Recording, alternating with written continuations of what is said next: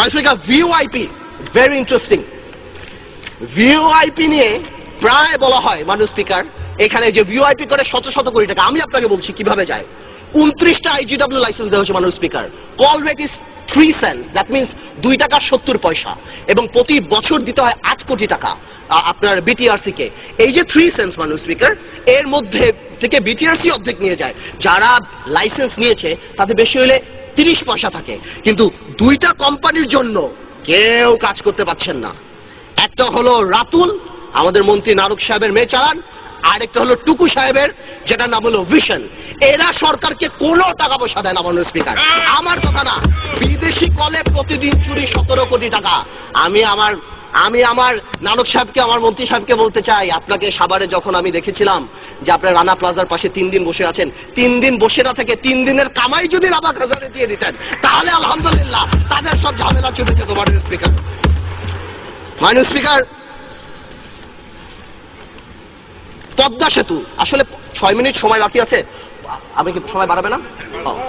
6 minute সময়। পদ্মা সেতু নিয়ে আমি এত কথা বলি। পদ্মা সেতু বাংলাদেশ ইতিহাসের সবচেয়ে বড় ন্যাশনাল ইন্টারন্যাশনাল এম্বারাসমেন্ট, এবং এটা শুধুমাত্র গভর্নমেন্টের ব্যর্থতার জন্য এটা ফেল হয়েছে মানুষ স্পিকার। আমরা এখনো আশা করি সরকার যাতে পদ্মা সেতুটা ঠিক করে করতে পারে। আমি কিছু বেসিক পয়েন্টে যাচ্ছি, যেহেতু মানুষ স্পিকার সময় অনেক অল্প, এত অল্প সময় কথা বলা যায় না।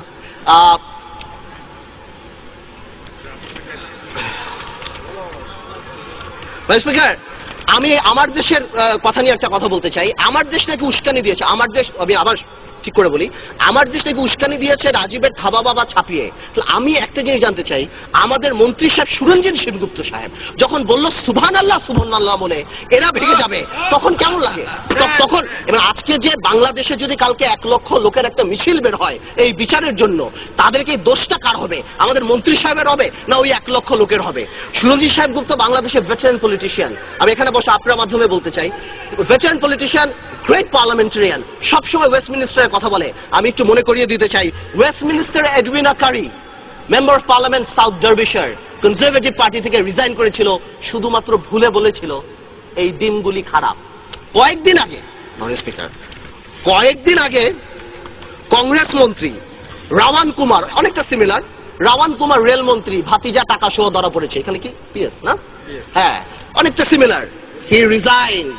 আমার কথা হলো, এতই যদি he is a man of integrity, এতই যদি ইন্টেগ্রিটি থাকে, why doesn't he resign? Why doesn't he resign? He should resign and create an example in Bangladesh that I resign from Bangladesh. যদি আসলে ওয়েস্টমিনিস্টার বিশ্বাস করে। মাননীয় স্পিকার, তত্ত্বাবধায়ক সরকার নিয়ে মাননীয় স্পিকার, তত্ত্বাবধায়ক সরকার নিয়ে আমি একটা তত্ত্বাবধায়ক সরকার নিয়ে মাননীয় স্পিকার আমি একটা কথা বলতে চাই। মাননীয় স্পিকার, যদি সময় নষ্ট, আপনি আমাকে সময় দিবেন, কারণ আমি একদম ভালোভাবে, আমি কাউকে প্রশ্ন আটক করছি না। তত্ত্বাবধায়ক সরকার নিয়ে বলি, মানুষের তত্ত্বাবধায়ক জন্ম কোথায়? 1991-এ 2টা দলের মিউচুয়াল রেসপেক্ট যখন ছিল না, 2 দলের মধ্যে যখন বিশ্বাস ছিল না, তখনই তত্ত্বাবধায়ক সরকার আসছে। মানে স্পিকার, আজকে কি আপনি মনে করেন 2 দলের সম্পর্ক ভালো? মানে স্পিকার, আমরা জেল খেটেছি শুধুমাত্র শেয়ার মার্কেটের বিরুদ্ধে বক্তৃতা দিয়ে। আমরা জেল খেটেছি, আমাদের বিরোধী দলের চিফ হুইপকে মারা হয়েছে মানুষ স্পিকার, আমাদের এত লক্ষ লক্ষ মামলা। মানুষ স্পিকার, বিরোধী দলীয় নেত্রীকে বাড়ি থেকে যেভাবে বের করা হয়েছে মাননীয় স্পিকার, তারপর আপনি মনে করেন 2 দলের সম্পর্ক ভালো? আজকে তারেক রহমান সাহেবকে নিয়ে মাননীয় স্পিকার বলা হয়। মাননীয় স্পিকার, আমি একটা কথা শুধু বলতে চাই, তারেক রহমান সাহেব বাংলাদেশের রাজনীতি করবে মাননীয় স্পিকার, এটাই খুব একটা স্বাভাবিক ব্যাপার মাননীয় স্পিকার। বাট আমার কথা হলো, তারেক রহমান সাহেব তো 4 বছর কোনো কথা বলেননি, এই একটা কথা বলেছে, এত গাত্রদাহ হয়ে যাচ্ছে আওয়ামী লীগের। যাদের গাত্রদাহ হচ্ছে তাদের উদ্দেশ্যে বলতে চাই মাননীয় Speaker, it is the reality যে তারেক রহমান ফেরত আসবে, and you'll see more of Tarique Rahman. এবং তারেক রহমান কি রাজনীতি করার অধিকার রাখে কি রাখে না, এটা জনগণ ঠিক করবে। যেদিন বাংলাদেশে তারেক রহমান নামবে, সেদিনে দেখা যাবে যে বাংলাদেশে কি হয় না হয়। মাননীয় স্পিকার,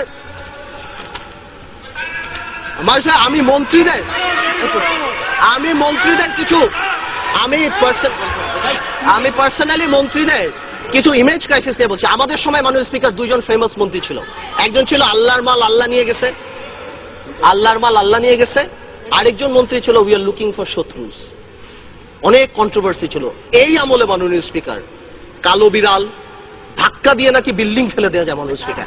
আপনি কল্পনা করেন, একটা মন্ত্রী সাহেব যদি বলে ধাক্কা দিয়ে বিল্ডিং ফেলা যায়, তাহলে তার মেন্টাল ক্যাপাসিটির কি অবস্থা?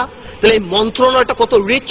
এনিওয়েজ, কেউ বলে ধাক্কা দিয়ে ফেলা যায়, কেউ বলে কারো বেলার, কেউ বলে চোখ উঠিয়ে ফেলবো, কেউ বলে কম খান, কেউ বলে আবার বিলবোর্ডের পোস্টার দেখে নাকি অ্যাক্সিডেন্ট হয়।